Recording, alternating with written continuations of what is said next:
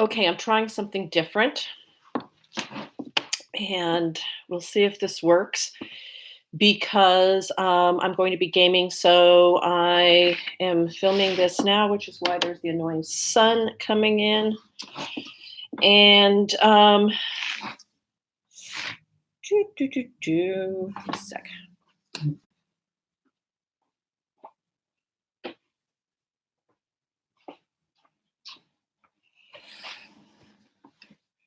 Okay, that's better. A little bit. And I set this scheduled to post at 7 p.m. So we'll see if that works. This is all new to me, this new reality. I don't like it. I don't like this new alternate timeline. So today we have gin and tonic, the Queen's gin and tonic. Yes, it is purple, blue. And then, because we're talking about the mouse, then the magic happens. Fever tree elderflower tonic water. Woohoo! It has to be the elderflower. And yes, there are ice cubes in this. Don't judge me. I couldn't find my shaker. I don't know where it is. It's probably packed with my fair stuff. I don't know. Now I just spilled some on me. Okay. Oh, God, that is so good. So, yesterday, we met Calvin the deviant dolphin. That was fun. And today is, I believe it's the attack of the Bad Burrito. Yeah. So, without further ado, after the bus dropped us off at Wilderness Lodge, we had worked up an appetite. We figured it would take too long to find some place in Epcot to eat lunch, especially without reservations. So we opt to grab a little something at the lodge. Now, the lodge is pretty quiet in the early afternoon, and we decided to eat at Whispering Canyon. For those of you that don't know, this place is normally very loud and raucous. Dinner time is full of little kids and stick pony races and napkin twirling and yee-hawing and other stuff that gives me hives. But it looked pretty tame now as the kids were at the park or in sugar comas, so in we went. I was a bit adverse to the over-the-top yokel atmosphere, but the food looked good and I was hungry. I should let you know that I was carrying a small furry backpack that looks like a leopard. I know they make these for kids, but I like it and it matched my leopard print outfit that I wore at Animal Kingdom, so deal with it. I tossed my backpack cat on an empty chair so we could watch, and we decided on chocolate milkshakes for beverages. No one told me that they were all you could drink. I try not to think of the 45,000 calories I was slurping down along with the oncoming brain freeze. Our waitress, who looked like something out of Central Casting if the part was a combination of Gunsmoke and Hee Haw, came to take our order. She looked at my stuffed leopard backpack and said, "That eerie youngin'? He's sure funny looking." I looked at her and I said, "Yeah, I guess he is, but I love him." "Yep, I reckon. But he sure is funny looking." Yep, that's me, the mom of the funny looking stuffed leopard kid. Since it was slow, the interactive hijinks the wait staff usually got up to were a bit toned down. We didn't ask for ketchup because it was on the table already, and I was trying to fly under the radar. Why would asking for ketchup be a problem? Well, go to Whispering Canyon and ask for yourself. I hope you like ketchup. A lot of ketchup. The food was really pretty good, and there was a lot of it. At another table, I saw the waiters making hats out of napkins and putting them on everyone.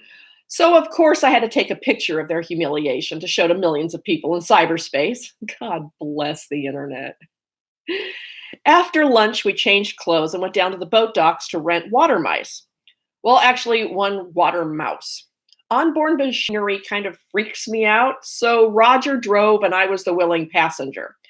We got the vest style life vests because they were less gay, according to Roger, than the Mae West kind. I searched the other life jackets for Calvin Klein labels or fabulous designer colors that would indicate their gay status, but to no avail. We went tooling all over the lake. We drove to Fort Wilderness, over to the Contemporary Hotel, across the water bridge, and over by Magic Kingdom, the Grand Floridian, and the Polynesian Resort. The weather was wonderful, and we could not have asked for a better day. The water mice, which are like a modified jet ski that you sit in rather than on, go a bit slower when there are two adults in them, but it was still fun. We were headed back to our resort when we cruised by the remains of river country. Roger wanted a closer look. I told him that this was the very first water park that Disney built. It was permanently closed for renovations ages ago and left to molder and die at the edge of the lake. I believe once the mouse opened the two new glitzier themed water parks, this one was looking tired by comparison. Typhoon Lagoon and Blizzard Beach, with their higher attendance numbers, were the cool kids on the block. They feature various pools, lazy rivers, tiny sharks, and state-of-the-art water slides, known to strip bikinis right off a person in a single go. They are the stars now. River country, with its Tom Sawyer swimming hole quaint look, isn't hip. Rope bridges and tire swings are passé. Now it's just been left to decay. As we approach the shore, we see a prominent sign declaring the property to be off limits in large, bold letters. Before you leave with the water mice, they show you a map of places you need to stay away from. This was one of the places. Roger wanted a closer look. I said, honey, they told us to stay away from there. See, I'm the angel on the shoulder in this conversation, and he is the devil. I think men are just hardwired this way. They always say things like, no, it's okay. I know what I'm doing. We won't get too close, etc., etc. It always ends badly. Ladies, does this sound familiar? Mm-hmm. Well, I figured there was a good reason we weren't supposed to get too close. Not only do they not want you running around unsupervised in an abandoned water park, somewhat akin to the 1970s Scooby-Doo episodes, but I'm sure the water is shallow closer to the shore. Yep, it's shallow, and we choked, and you guessed it, we got stuck. This is what happens when you get too close to the off-limits sign.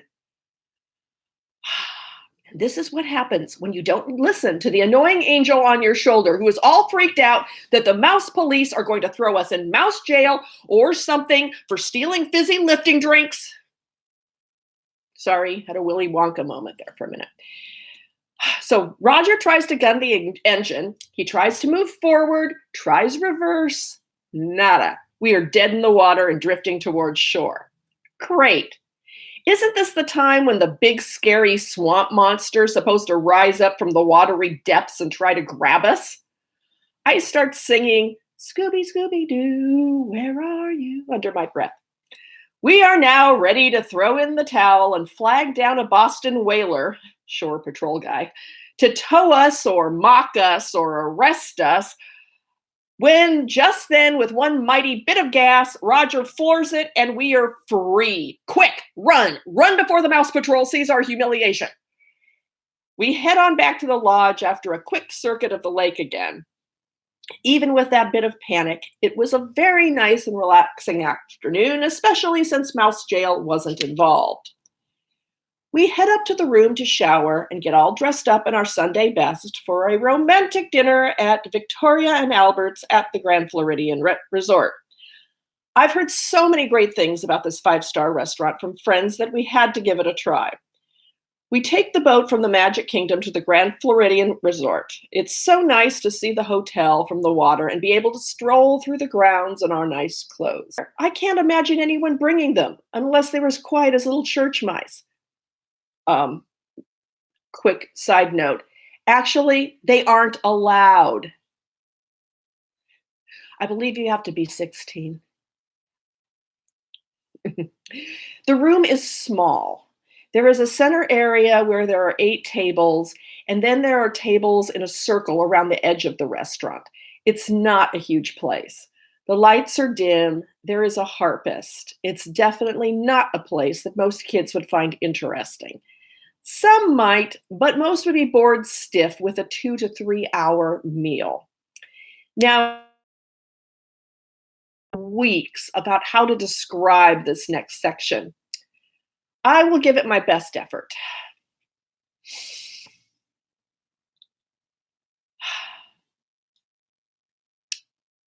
I can't. I just can't. It was so wonderful that it just defies description. Well, now, after dinner, I went to the ladies' room and had to tussle with my Spanx versus the amount of food that I stuffed in my face. This is not food that I've never eaten before. Okay, I've had foie gras, I've had quail. Maybe it's because the food was rich and I've been on Atkins. Maybe it was the phase of the moon, but I wasn't feeling all that chipper. But I didn't want to ruin the night, so I put on a happy face. We were having a great time, and after our meal, we had pictures taken and decided to stop by the Polynesian resort for drinks. We managed to snag the front of the monorail with the driver and ride the whole circuit back over to the Polynesian. We got to the Poly. I walk in, and I need a bathroom now. Roger was a bit confused, but you just don't talk about things like this, especially when you're having a romantic evening. The only thing I could think of to describe my predicament is the phrase, bad burrito. No, the food was not bad. No, I did not have food poisoning. I think it was just too rich for my admittedly Spartan diet up until that point, and my intestines decided to rebel, and not in a meek way. They were rebelling in a let's take out the Death Star kind of way. After hanging out in the lovely loo for a while, I think I'm over it, but I'm still a little shaky. Roger looks concerned. He suggests skipping the bar. I feel bad because he wanted to see the Poly, and just the second floor is not a good representation of the resort. However, I'm kind of wanting my bed now and a reliable powder room. The big question is this: how to get back to Wilderness Lodge? We decide to take the monorail back around to the Ticket and Transportation Center and catch a bus from there, since the Magic Kingdom is now closed. In hindsight, we should have taken a cab. As we're getting off the monorail, I double over in horrendous cramps with another severe bad burrito moment. I can't even talk in coherent sentences. I grab Roger by the collar, point at a cast member in the distance, and sputter, "Bathroom, where? Now." He asks the cast member for directions, and I make a mad dash. I am cursing the gods. Why am I getting a bad burrito moment now? I thought you weren't supposed to get bad burrito moments in Walt Disney World. I curse the evil Universal Studios gods that must have surely done this to me in Mickey's Happy Place. After another 5 minutes and another loo, the crisis is averted. But I need to get to the hotel room now, as I know my luck will not last. We find the bus stop, but this is late at night. It's not like they have buses running every 5 to 10 minutes. We sit down to wait. I pray that I can keep it together. There is a bathroom behind me, but that doesn't help me get back to our room if we miss the bus while I'm in the can.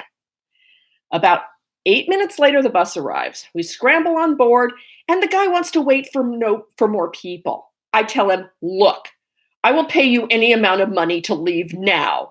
I am having a bad burrito moment, and I will not be responsible for what happens if I am kept from a functioning bathroom." This seemed to convince him and the other passengers. Just as the bus is starting to pull out, some guy comes running at the bus, pushing a stroller. We wait. He runs up to the bus, then banks and runs the other way. What the hell? Is this some kind of weird game to him? I tell the bus driver to run him over. Leave. Leave now. The bus driver leaves. The guy's still running in circles with a stroller. He has his problems. I have mine. Once we're on the road, I realize the wilderness lodge is just spitting distance. God damn it.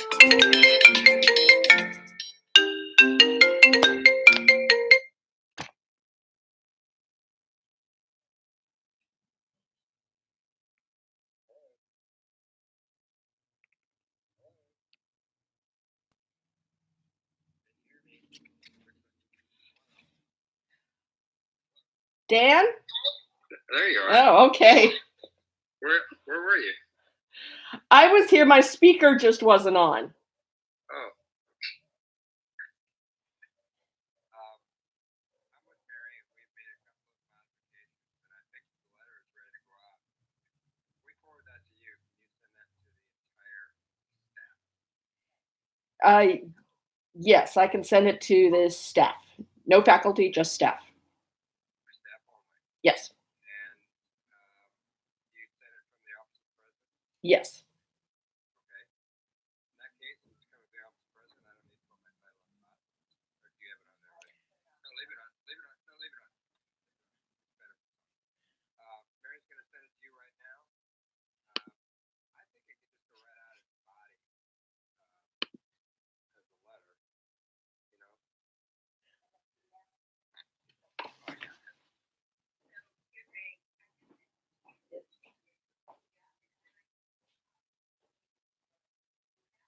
Okay. I will do that.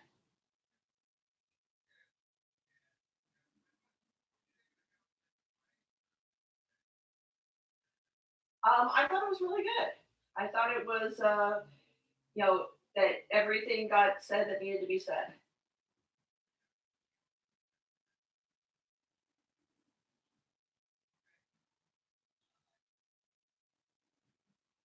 All right. I'll look for that now. Okay. Bye-bye.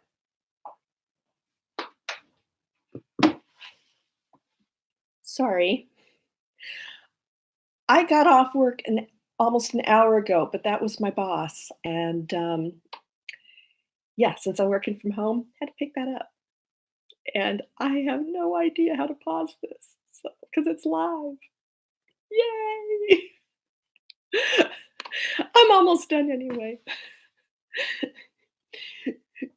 So, yeah, I realized that Wilderness Lodge is just spitting distance from the Ticket and Transportation Center, and we could have walked.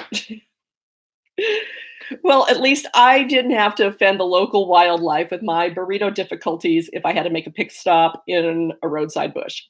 That would have been humiliating beyond words.